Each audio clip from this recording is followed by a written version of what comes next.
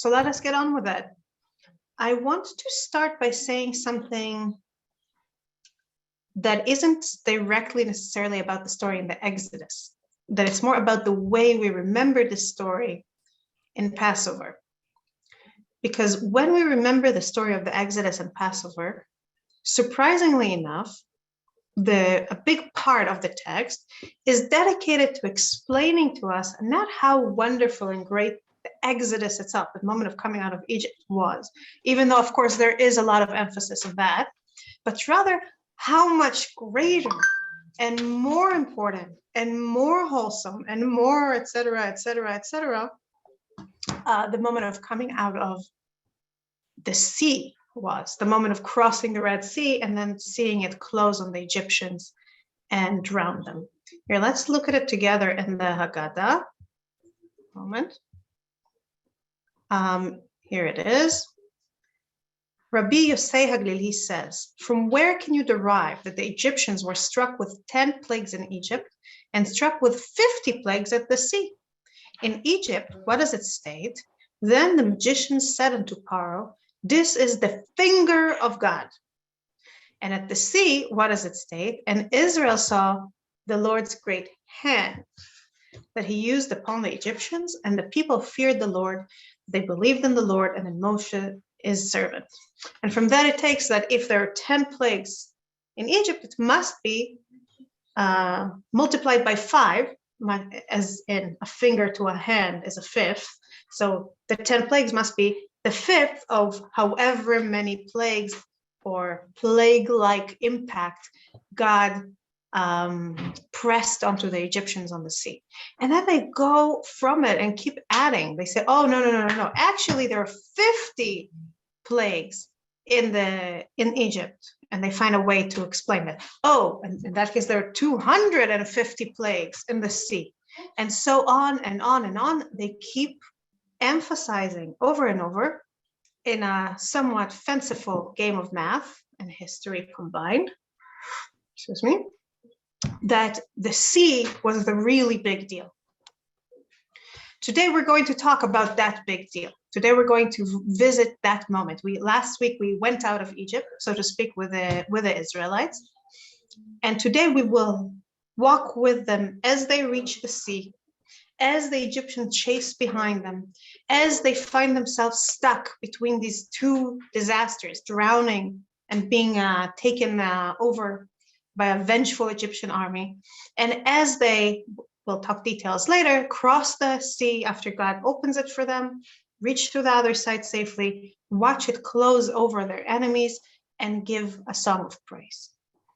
But before we go into it, I want to just pose the question, why are the sages portraying this section of the story and not the section we learned about last week, not the section of the actual Exodus of leaving Egypt behind? Why are they portraying this moment, the sea moment, as the bigger deal? After all, the book, obviously the names in Latin are a little bit not part of our tradition, but still the book is called Exodus. When we talk about it, even in Pesach, we talk about Yetziat Mitzrayim, coming out of Egypt. So why is it that it's the ocean that we remember as more grand? By the way, it's not only the sages and the Haggadah that treat it as somehow more important or more central or something like that.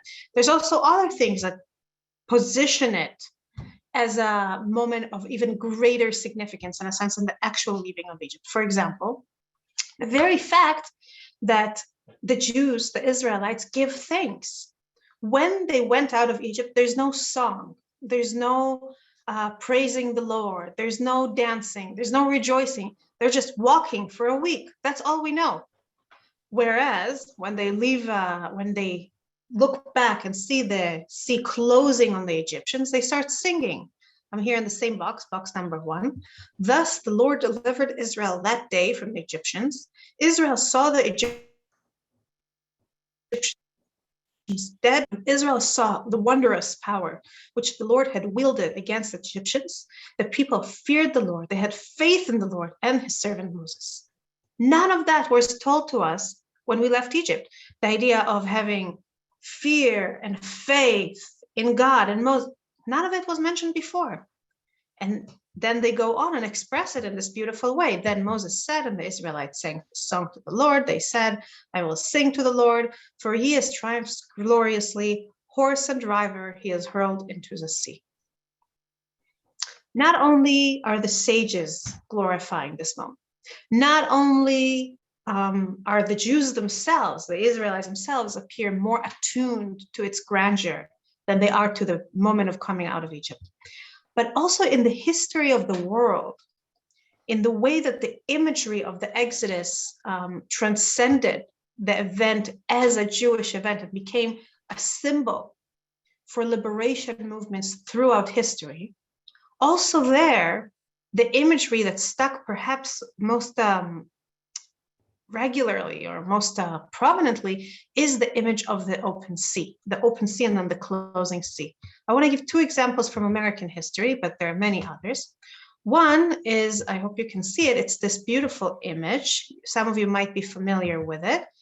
This, when the American colonies, the British colonies in America declared their independence, they wanted to come up with a seal of the Union that people could rally around. Now, this was not the seal that was accepted eventually. This was, in fact, Benjamin Franklin's suggestion of what he thought would be the best image that the American colonies in their fight against Britain. This is during the war. This is at the moment of the Declaration of Independence itself. The image that came to his mind was the image of watching a tyrant drown. And he created this imagery of the parting of the sea, of the Egyptians drowning while the Jews are looking from the shore, accompanied by the words, rebellion to tyrants is obedience to God. Another example is this famous speech, excuse me for a second, by Martin. Can you see the speech here? Yes. Okay, thank you.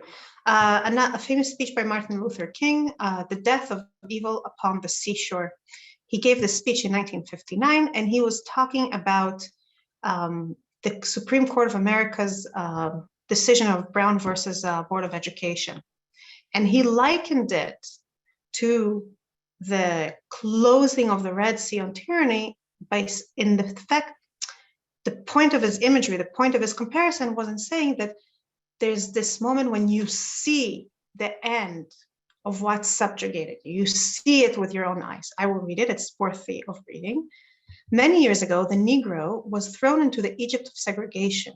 For years, it looked like he would never get out of this Egypt. The closed Red Sea always stood before him with discouraging dimensions. There are always those pharaohs with hardened hearts who, despite the cries of many a Moses, refused to let the people go. But one day, through a world-shaking decree by the 9 justices of the Supreme Court of America and an awakened moral conscience of many white persons of goodwill, backed up by the providence of God, the Red Sea was opened and the forces of justice marched through to the other side. As we look back, we see segregation caught in the rushing waters of historical necessity.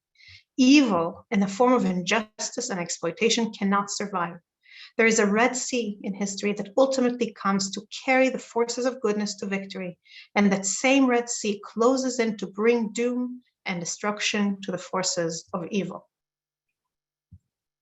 Over and over again, we see that the Red Sea features prominently in people's mind in a way that is perhaps outsized when we think about the fact that Leila Seder was the moment of our going out, not the Red Sea. Not the opening of the Red Sea. That's Shvi'i Shel Pesach, the 7th day of Pesach.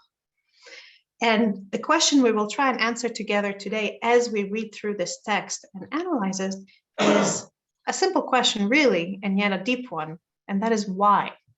What is so special about the parting of the Red Sea? Why was that a necessary part of the process? In terms of our course that focuses on freedom and liberation, why can't we talk about the liberation of the Jews from Egypt without talking about the Red Sea? Some answers are easy enough to see. Some answers just come naturally. Namely, that it's a much more visually clear symbol.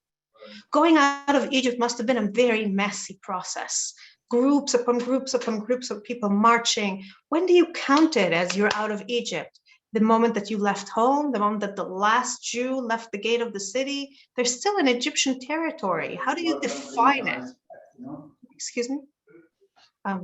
How do you define it? I'm listening to something. Sorry? Okay, I'm sorry. I think that there's some echo here. So if people could just mind their muting. Thank you. It's just a mess. It's a messy moment in history. You can't really pinpoint it.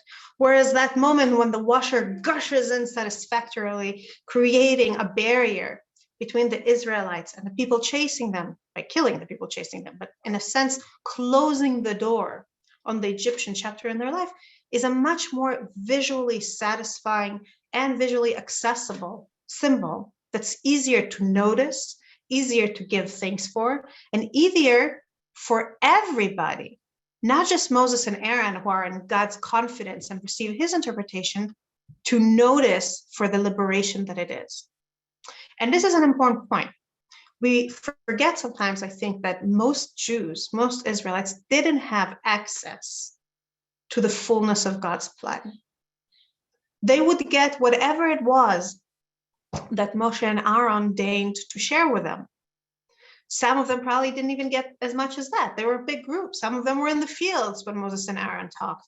Some of it was rumors. Some of them probably heard it from rumors that somebody heard Moshe say this. And then you know how rumors go and explode and implode and create variations that nobody expected on what the truth is.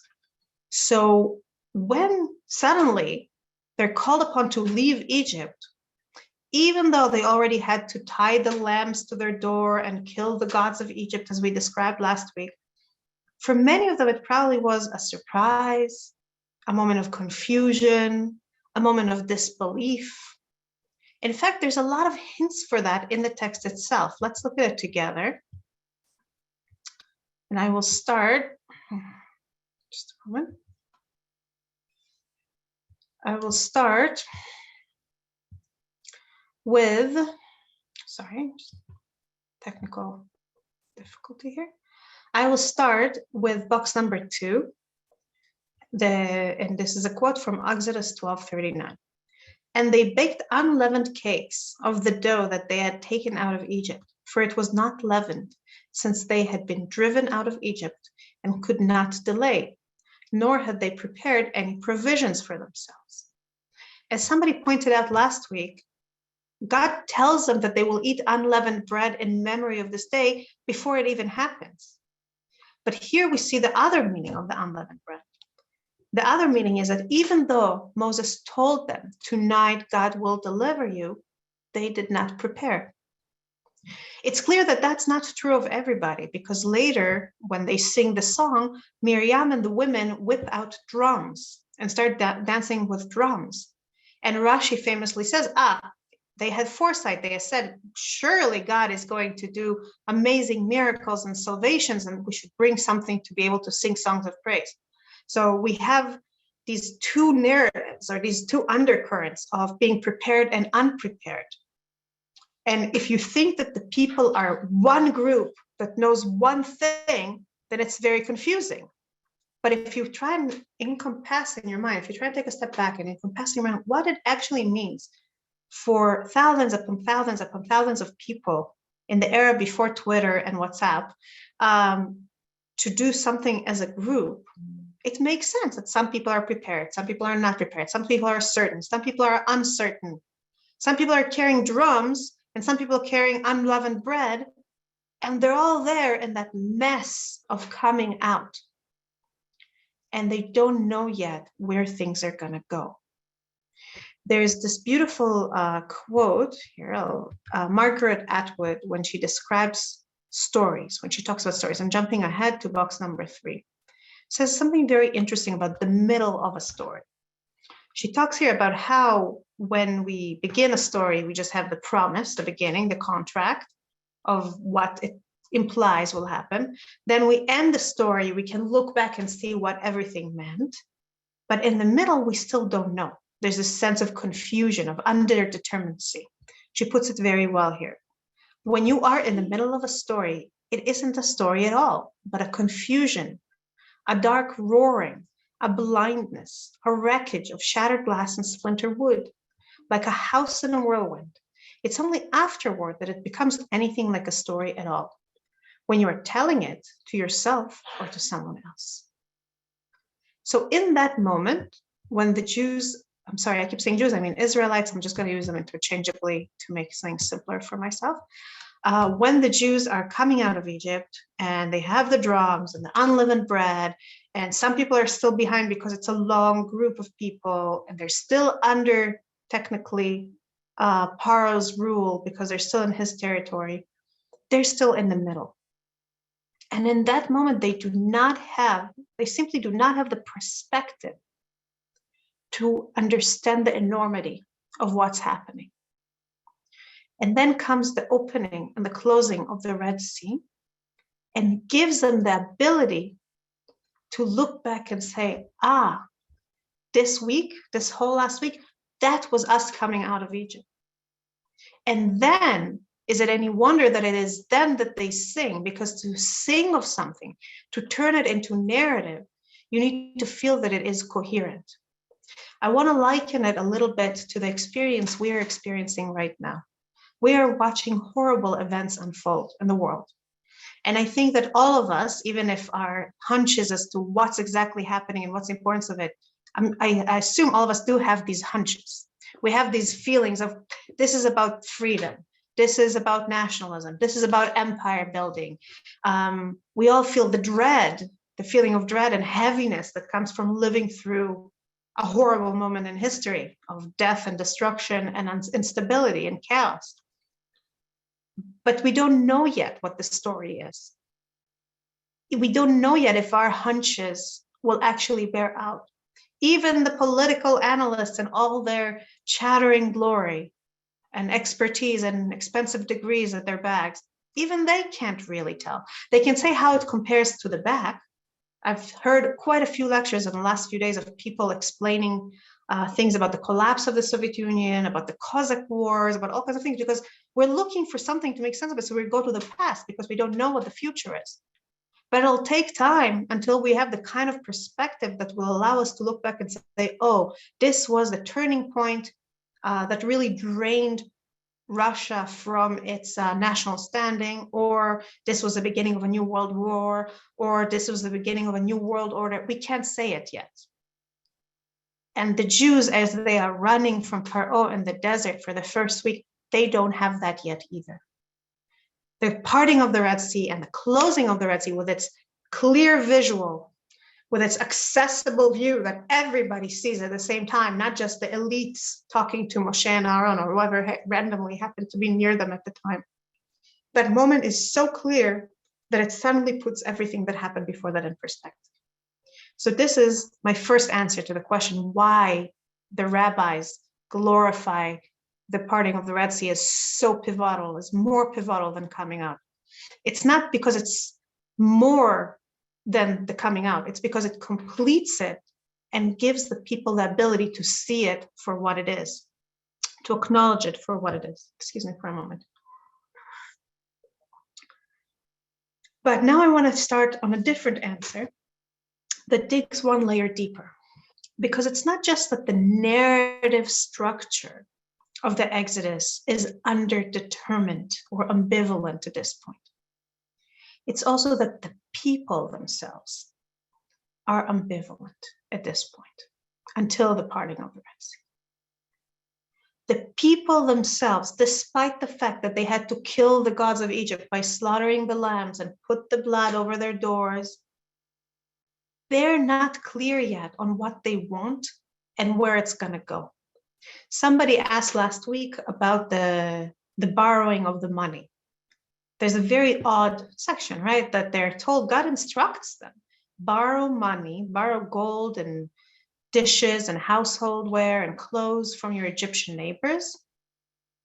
And they do, except it's pretty clear to us that there's no way they're going to return any of that. This is borrowing by name only. And the rabbis are very uncomfortable with it. Some of them say the Egyptians deserve it. The least they could give after decades and decades of unpaid labor is such trinkets. Others say that there was something more subtle, some sort of design involved, that God wants to teach the Israelites the lesson of standing up for yourself, of saying, I want something from you, as opposed to being the meek slaves that are grateful for whatever scraps are offered. But one way or another, I don't think it's only the Egyptians that are cheated here. I suspect that many of the Jews are cheated here also. Many of the Jews are like, oh, so we're taking some things and we'll bring them back. So I guess we're not going forever. I guess we'll be back to bring it. Moreover, in the beginning, when Moses came to Pharaoh, he never said, let my people go to the land of Israel, right? What he said is, let us go for 3 days to worship in the desert and we will come back. Or later he says, and then we will see. And then he just says, let my people go. And then he's not lying. And then he's saying, just let my people go. You don't get to keep us anymore. But for those Israelites that heard the early reports and then didn't hear the later reports, they must also be somewhat confused. So are we going? Or are we going and coming back? Was going and coming back worth all the hassle of the plagues? What is God playing with? There's a lot of confusion, a lot of justified confusion here. To the point that the rabbis and the commentators throughout the ages pick over the verses that describe the actual coming out and find all kinds of reasons for alarm, all kinds of indications that the will of the people isn't really clear to themselves at this point. Let's look at these indications together and see them in the text itself. I'm going to read slowly this passage again from Exodus 13, 17, 18, that describes the moment of leaving. Now, when Pharaoh let the people go. In Hebrew, it doesn't say now, it says vayehi. And so it was. And the rabbis, all the rabbis, immediately jump in alarm because the word vayehi appears in the Hebrew Bible in moments when it precedes something that's worthy of lament, because it echoes the word nehi, the word for crying, for lamenting. So, for example, if you think about, this week is Purim, and we will read the word yehi. Pay attention when you read the Megillah, when the word vayehi appears, what kind of event it precedes. You will see that it's events that are alarming or heavy with apprehension.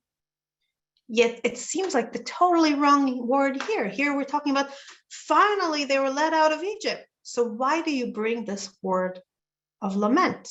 What does the word of lament do here? So let's hold that in our mind and keep reading. God did not lead them by way of the land of the Philistines, although it was nearer. For God said that people may have a change of heart when they see war and return to Egypt. So what do we know from that? We know already that God is not convinced that the people will stick it out, which means that the people are not convinced, that the people are in such a state of underdetermined will that if they see warfare, if they go through the lands of the Philistines basically worked for the Egyptians at the time, and they were, if I didn't bring a map, but it's they were on the coastal plain coming from Egypt all the way into the land of Israel. So this would have been the quickest way. But he worries that the Philistines are going to try and stop them. The Jews are going to be startled and turn back. And in her book, The Particulars of Rapture, Aviva Gottlieb-Zornberg writes the following. For what purpose are we told of the road not taken? Rashi explains, the logic of God's thinking is about the people's desire to return to Egypt. God leads them by a crooked route, hoping that the complication will prevent their having such subversive thoughts. what it tells us is that they have subversive thoughts. They're not walking out of Egypt with glory and song of praise in their heart. They're walking with confusion, with uncertainty. The Israelites, even at this moment, are ambivalent about the movement to freedom. God, he cannot prevent them from thinking thoughts. He can make it harder for them to act on them. By the way, just a side comment about freedom. It's a very interesting moment when God says, okay, I can't control your minds. Your minds are free, but I can make it hard for you to act on it. And a lot of people who struggle with addiction report to doing something similar, to basically creating the habit of delaying the satisfaction in the hope that the higher brain, the higher self will intervene in the interim and remind you of what you actually believe. And let's say I'm dieting and I really like chocolate. So I've developed the habit of whenever I feel like having chocolate, I'm like, okay, I have a 10-minute countdown before I can gratify it. Within those 10 minutes, I hope that the part of me that knows that actually I really don't want to eat the chocolate, I just feel like it, might kick in. So God is almost giving them the tools to wean themselves from the desire to go back to Egypt. There's a little bit of a God as a therapist or as a liberator of the urge, in a sense. But that is an aside comment, because this is not the only disturbing fact. That it's not the fact that God takes them the wrong way that indicates there's something wrong. The next indication is in the next verse. So God led the people round about by way of the wilderness of the Sea of Reeds. Now the Israelites went up armed out of the land of Egypt, chamushim. Except Rashi says, no. Chamushim may be the simple word here, but it doesn't fit.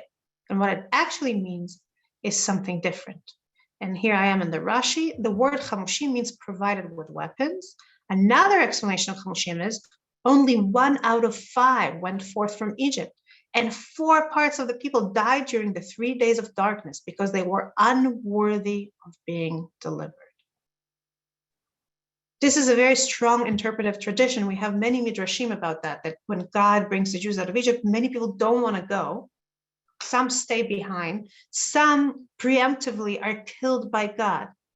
So imagine now the psyche of the people who survived it and are going out and they watch their families die and they're scared that God may kill them as he killed the Egyptians. And they're going. And maybe they're going just because of that, because of their fear of God, not because they want to. In every word almost, in every description, we hear the little cracks in the story that turn it from a story of a glorious procession of people freed to the somewhat conflicted and ambivalent march of people who are still very much unconfident about what they want. And this can't do. This is not good enough. The reason is not good enough is not specified to us in the text. We're not told, oh, God said it's not good that they feel this way, because we're told that they might go back to Egypt.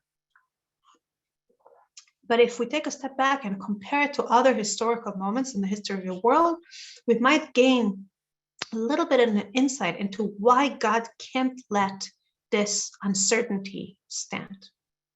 And I want to, just as before I brought examples from American history, I want to jump once again to the history of the American Revolution. I know that you are placed in Loyalist Canada, most of you, so please forgive me.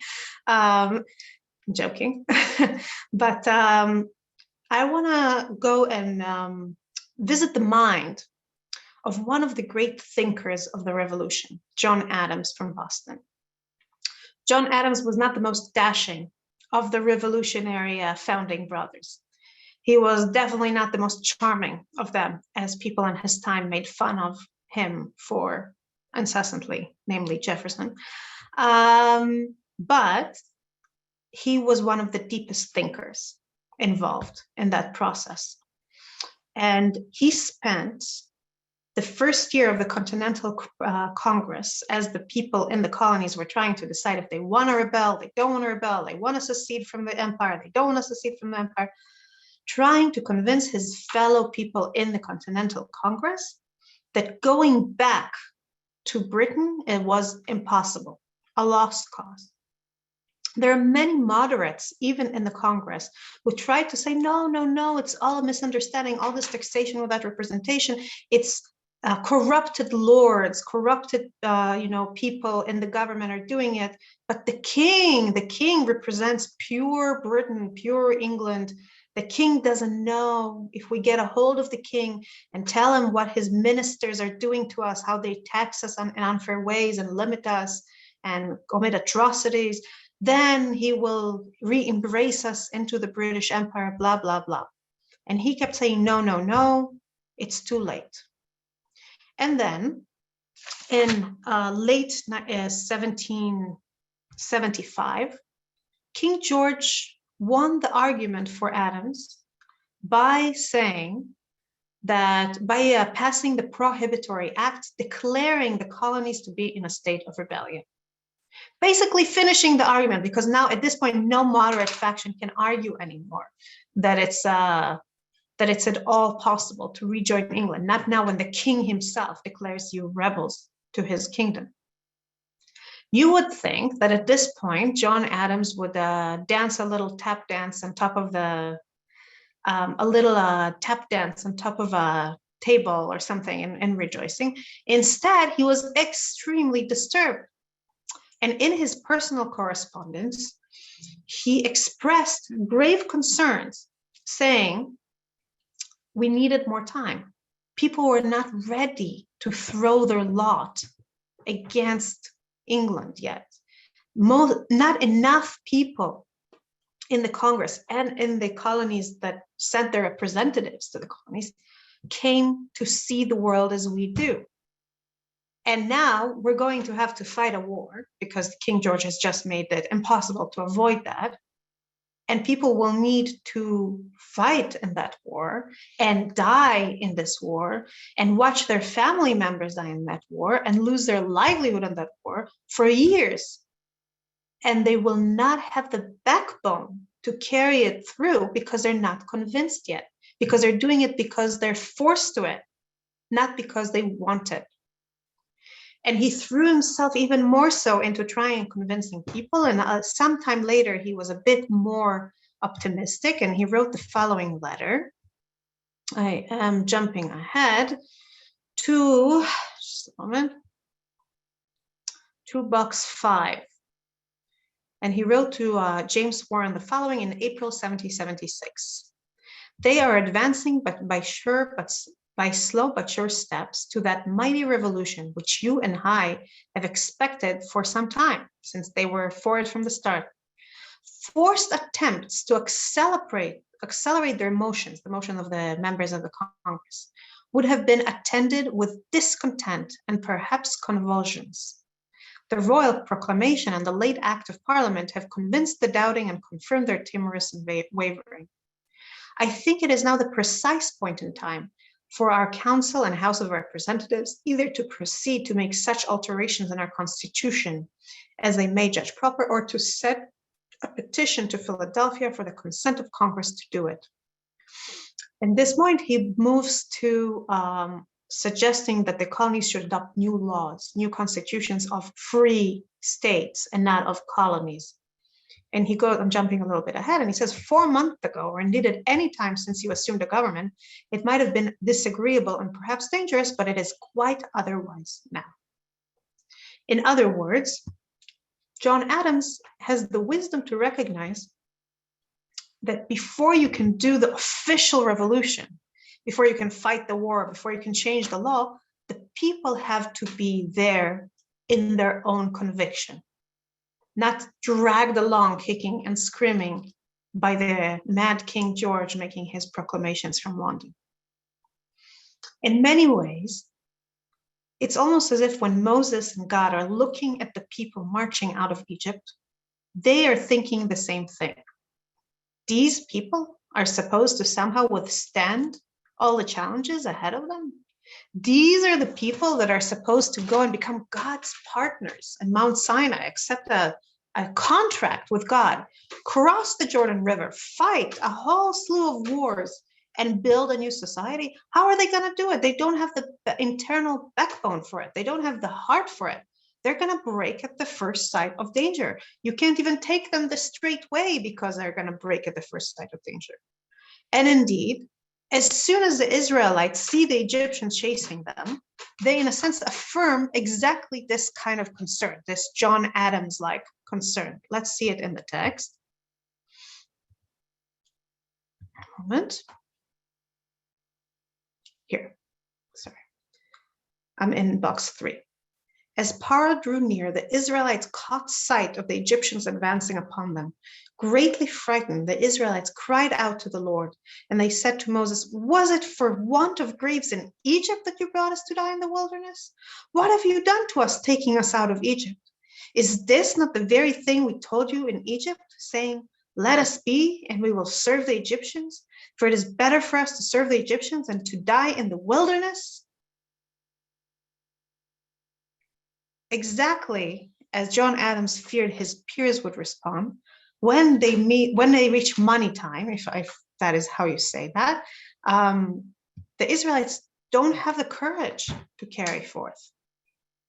They're not ready. They don't have it within them, despite the fact they killed the gods of Egypt. They do not have it within them to keep walking through the difficulties ahead.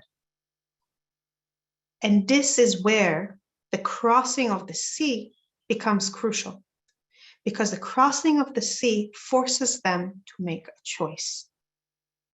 It forces them not to simply be dragged on, but rather to take initiative and forge ahead out of their own volition.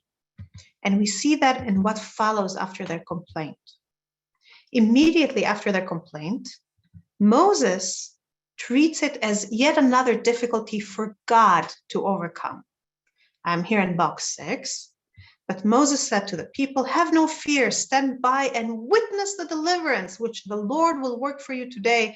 For the Egyptians whom you see today, you will never see again. The Lord will battle for you. You hold your peace." Be quiet.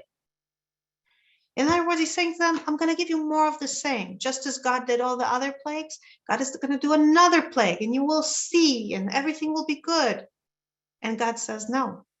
God says, this is not good enough. This is time for a sea change, pun intended. This is time not to just continue the same story of I do and you ambivalently get dragged along. No, now you make a choice. Here is what God says in Exodus 14. Then the Lord said to Moses, "Why do you cry out to me?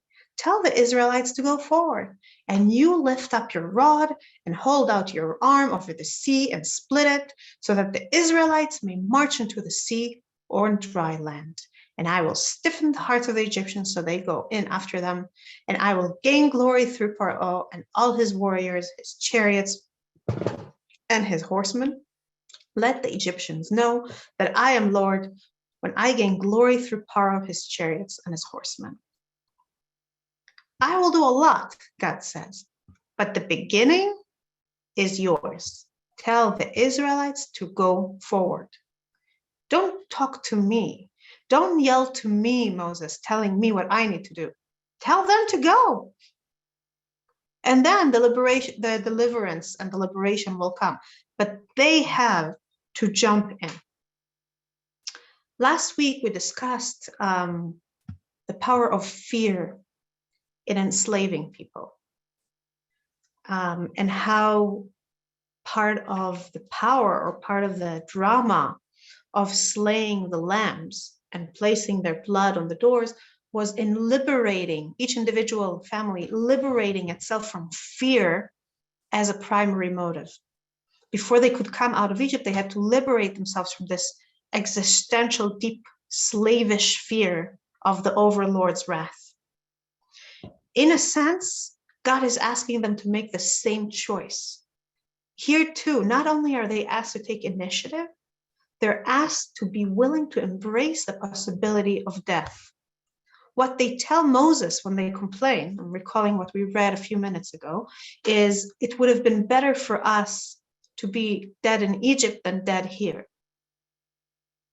And what God is telling them, throw yourself into the ocean.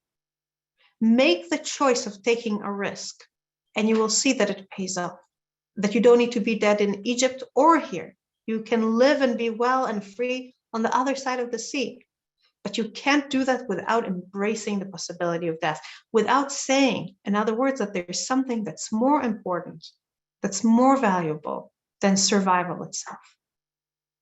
And this is the moment. This is the moment when they throw themselves in and transform themselves and become initiative takers and gain for themselves the kind of dramatic liberation that then allows them to look back at everything that preceded it and see the fullness, see what they can't see in the middle of the march. So this is another answer to the question why the rabbis and historians and American rebels keep emphasizing the parting of the sea. But before we round it all up together, I want to discuss another element, another layer of another way in which the Exodus can't be complete without the parting of the sea.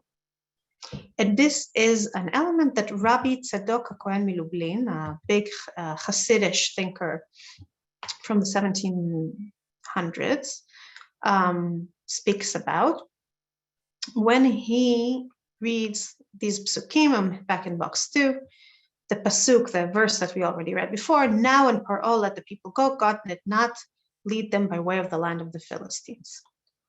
Rabbi Tzadok asks, like other rabbis, as we mentioned before, why is this glorious proclamation of liberty preceded by the word vayehi, a word that traditionally means lament? The term that implies lamentation of some sort. And he says that the answer, before you start talking about how God did not lead them by way of the Philistines, how only a fifth of them came out of Egypt, the answer actually lies in the very next words in the verse in Hebrew, Vayehi b'shalach Paro. Now when Paro let the people go. At this moment in history, who is the motivating power behind their liberation? Paro. It's not them. They didn't choose to come up and go. In their perception, it's not even God. God may have arranged the historical arena to make it so. But they leave because Paro told them to. So they may be coming out of Egypt, but they're still coming out of Egypt as Paro's subjects. When we understand that, the whole comment, the next comment about how they should not go through the land of the Philistines, receives another historiographical meaning. Who were the Philistines at this point? They were these nations that came from the sea and settled in the coastal plains. But we know that at this point, they were basically a group of vassal tribes to Paro. They were Paro's men. They were Paro's soldiers. They were people who had to offer taxation to Paro and served as some sort of a garrison going up north for Paro's army. So it's not just that they shouldn't go in that direction, that the Israelites shouldn't go in that direction because they will see the Philistines and be scared and spooked and go back. If they go in that direction, they remain in the domain of Paro's power. Historically, there are many people who, by the grace of and favor and request of a king, went to colonize some distant part of the empire, to extend the reach of the empire. I'm not going to go back to the American colonies here, but it's true there too. And if the Israelites would have left because Paro told them to, then traveled under the watchful eyes of Paro's garrison, and then settled just a little bit past the end of the reach of that garrison, for all intents and purposes, from a geopolitical perspective, it would have looked exactly like a colonizing enterprise taken under the orders of an emperor. This is not a new world order. This is not the Israelites leaving behind Egypt and everything it represents with all its ugliness that we discussed already many times in this course. This is them just being an extension of the king's will. And this, says Rabbi Tzadok Milublin, is why the word vayehi, with its connotations of nehi, of lament, appears, because it's utterly sad that even after everything that happened, on some deep level, the people are still enslaved, are still following the will of the Paro. And their liberation and the project of founding a new way of life can't be complete until there is a incontroversial, visible, complete and utter cutting away from Paro's will. And this is why we need to have Paro chase them, and we need them to make the choice when seeing him and understanding that he wants to take them back, to leave anyway, and to see him and his might drown in the ocean. There is a pasuk in Shirat Hayam, in the song that they sing after seeing it. There's a verse that says, "Sus veruchvo tava bayam," a horse and its rider drowned in the sea. And the rabbis say that this is actually symbolic. It's not just that the actual horses and riders drowned, which they did, the Egyptian ones.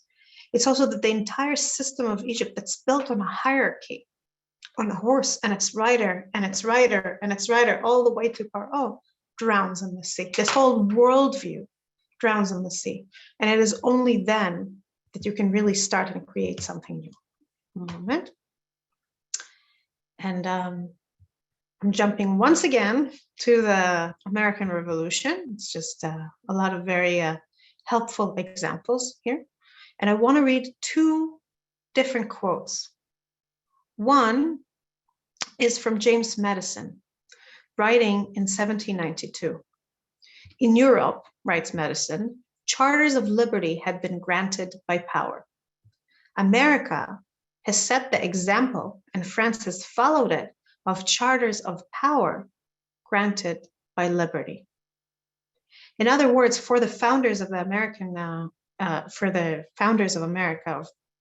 of the United States of America, they didn't want to be yet another England. They wanted to create an utterly different kind of regime. They wanted to create a world that's built on different terms, not on terms of the will of an emperor, even tempered by rule of law, as it was in the English Empire, British Empire, but rather on the rights of the common men who become shareholders in the government itself. And this creates an entirely different worldview. As George Washington famously wrote in a letter to the Jewish congregation, the Hebrew congregation in Newport, Rhode Island. I'm here in box 5. "It is now," writes Washington, "no more than that toleration I've spoken of. Until now, historically, people spoke of tolerating the Jews, making laws for tolerating the Jews, tolerating the Catholics, tolerating the Protestants, whoever is a minority group. Let's make some laws that protect them and tolerate them, as if it were the indulgence of one class of people that another enjoyed the exercise of their inherent natural rights. For happily, the government of the United States, which gives to bigotry no sanction, to persecution no assistance, requires only that they who live under its protection should demean themselves as good citizens in giving in it on all occasions their effectual support." You can argue about how accurate Washington is in describing the United States of his time, just as you can argue whether the Declaration of Independence about all men are created equal actually captured lived experience in the colonies at the time or since then. But the sentiment he presents, I think, is hard to argue with, namely that in a democracy, in a real democracy where all the citizens are shareholders in the government, you do not speak anymore of protecting the Jewish rights as an act of tolerating them, but rather as being equal in our rights all around. I'm bringing it not to sell. It's not the 4th of July, and I'm not an American at all, actually. But I'm bringing it because I think it illuminates the glory of that moment by the Red Sea. Because in that moment by the Red Sea, what the Israelites are seeing, when they're seeing the entire system of Paro collapse, when they realize that from now on they travel not under Paro's auspices, but through their own and God's initiative and under God's and Moshe's leadership, which they chose to follow now, that moment is the moment when they're not continuing more of the same. They're not following in the footsteps of what came before them. They are ready to start a new type of world, to start a new type of system. And that is yet one more way in which the Red Sea is essential as a completion of the revolution that starts when Paro says, fine, leave, just get out as soon as you can, 7 days earlier. On that note, I will answer some questions, and I have another point that I want to make, but I'll get to it. But I'll take some of your questions from the chat. A moment. Someone whose avatar is named iPad says, the Red Sea represents rebirth, like the birth canal. The Egyptians destroyed, also is closure there no longer a threat? Both very good represent insights. Indeed, the word Mitzrayim means the narrow places. There's a lot of imagery of birth involved. And in many ways, we talked about it when we talked about Moses in the second class of this course. We talked about how Moses's life is almost like a trailer or encapsulated foreshadowing for what happens later. So just as in his case, birth was double, there was the birth at home that his mother gave birth in, but then there was the second birth when he was placed in the river and taken out of the river by the Egyptian princess and adopted by her. Both events completing his birth as a viable baby in the Egyptian world. In a sense, we're seeing something similar happening here, that the birth of the Jewish people as such starts when they leave Egypt, but they need the second birth of being placed in water and out of water to come free on the other side. And to build on what you said, it's the cutting off is like almost like an umbilical cord, if anybody doesn't mind my saying that. Yeah, very true. Very good getting through. Mm-hmm. Seeing the Egyptians drown, it's just like, okay, now we're really separate. Exactly. Just a moment. Sorry, Rudolph, just to emphasize the point of how we're living in a time of undetermined historical narrative when we're in the middle of things, brought yesterday's New York Times front page headline, how far will Putin go? West is left guessing. Indeed, all of us. Moment. Faye Niederhofer, I hope I'm pronouncing your name right, wrote, it must have been very chaotic when the Red Sea parted, as you said, a physical separation and experiencing of being chased. This was very emotional, making the finishing line. Indeed. Just a moment.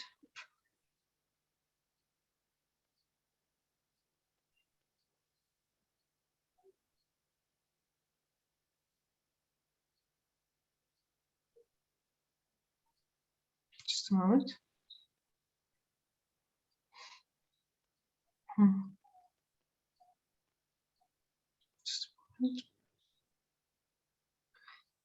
Gershon Hefner wrote Vayehi, implying that Paro liberated the Israelites, foreshadows of Vayehi that commences the Megillah, which ostensibly implies that the events in it were controlled by Achashverosh.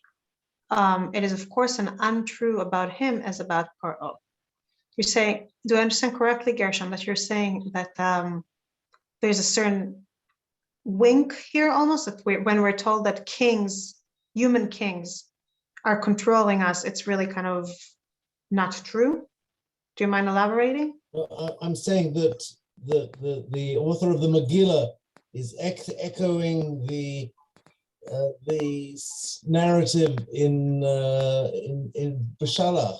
Just as Pharaoh wasn't the liberator of Israel, so Achashverosh was not the Israelite liberator of the Judeans in Shushan. The Vayhi. I agree. And yet in both of those cases, I'm sorry, did I cut you off? No.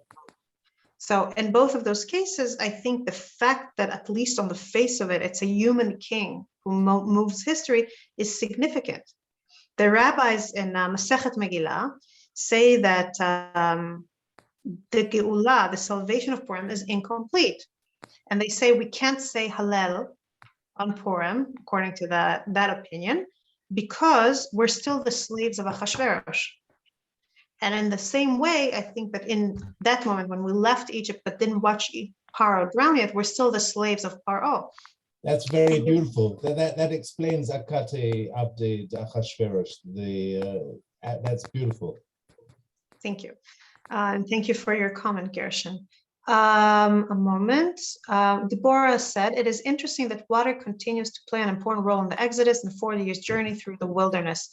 So we will discuss that again next week, because next week we're going to talk about several moments of great thirst in the weeks following coming out of Egypt. But I will just say that, as we mentioned before, I think in previous classes, water is also a symbol of life and also a symbol of Torah, of guidance, of a sense of purpose. And also, I think of natural barriers, kind of like Martin Luther King says, it's a natural barrier. There's a natural barrier. The sea now blocks the way. And we will see how in different times, water comes to mean different things. Rachel, I want to tell you something. The Aaron Koller, in his Dvar Torah before yours, pointed out that chapter 6 in Megillah reverses the sadness in the first chapters. Do you understand what I'm saying? And the pun that I made when I heard that is that after chapter 6, Haman is deep sixed. You know the phrase, to deep six. Yes? So, and that is in fact what Kriyat Yamsuf does to Pharaoh. It deep sixes him, just like the second sixth chapter after chapter 6 of the Megillah. Thank you, Gershon. I appreciate the comment, and it's important that God, when He talks about Kriyat Yamsuf, by the way, I do want to make a comment of that. Doesn't just talk about helping the Jews birth themselves. He also says, and now the Egyptians will know. The Egyptians will see the collapse of their power structure. We don't have time to take more questions. I saw some very good questions, I'm sorry. But I do want to say something that's very important to me, to put it all together before we finalize today's class. So I apologize in advance if I missed your question. Oh, not in advance, I apologize now if I missed your question, so sorry. And I want to say the following. There's this tendency when you look at great historical events in retrospect, and I mean long retrospect, yes, to glorify them, to look for that moment of explosive joy and liberation where everything is set in place and history ends, right? The story ends. And this tells us one very important thing. It tells us something about our psyche, that our psyche wants closed stories. Our psyche wants that satisfaction that comes from having a beginning and a middle and an end. And you can close the book and say, this was wonderful, right? But that's not life. That's our way of making sense of the world we live in, of encoding values and passing them on to our children, of encoding warnings and passing them on to our children, of creating a joint, a shared mythology of society that can enable us to live together. We need storytelling, but it's important not to be trapped by storytelling. And when we look at, say, the American Revolution, if you're American, or the French Revolution in some cases, or the foundation of the State of Israel, or with more relevance to our discussion, the Exodus, there's this tendency to look for the major key event that seals the deal. And as we will see next week, that doesn't happen. There are major key events. There's no question that the parting of the sea that invites the people to show initiative, that finally takes us from under the grace of Paro into our own story, that visually shows us what the story means and what the direction is. There's no question that this is a major key event. We know that because then they look at it and sing. They put it into a narrative form themselves. They express it as a story. For them, it feels like an ending also. But it's also just the beginning of their journey towards peoplehood. They are born as a people in the sense that they're done with a Paro stage of their life. But as we know from actual natural birth, when a baby is born, just because the umbilical cord is cut, that baby is nowhere near ready to start walking and running their own lives. That would make life very different. And according to some midrashic tradition, this reality, the reality that even after the major key events, there's a lot of work to be done, and history is never really fully over. The story can't just be closed and set aside. According to some midrashic events, this reality was created in response to the sin of Adam and Eve. That until then, the world was supposed to be just perfect as it is. Babies would have been born as adults. The earth would just give its fruit. And then by proving their humanity, proving that they are not perfect themselves, they prove that the world cannot be perfect for them. Whether you choose to hold by this midrashic tradition or not, it's a warning to carry with us as we turn the page and look at the next moment. Because next week we will discuss what can be called the childhood or the adolescence of the Jewish people before they make it to Sinai. And then we will discuss the sins that follow Sinai. And then there's going to be 40 years in the desert. And then there's going to be exiles and failures and all sorts of things piling one over the other. But just as we shouldn't allow ourselves to be deluded by the major key moments and thinking that the story is over, that the journey for freedom can be set aside because it's complete, it's also important not to err on the other end and ignore those moments, be cynical and ignore these moments as the moments, as the important moments they are, because, oh, but that wasn't the end of the road, as we will see. Now they're going to start complaining about things, et cetera, et cetera. It's still worthy to stop and to sing, because it's in that song that we bring our own human ability to recognize grace, to recognize God, to recognize greatness into fruition. So I wish for all of us that we will have many opportunities to sing in the coming days and in the coming weeks. May we see good things happen. May we see an end to suffering. May we see the rise of justice, and may we be attuned enough to recognize it in song. And on that note, I'm wishing you all Purim Sameach. And may Amen. we have Purim a Sameach. Thank you. You too. Thank you. V'nafochu. Thank you, Enough. Beautiful.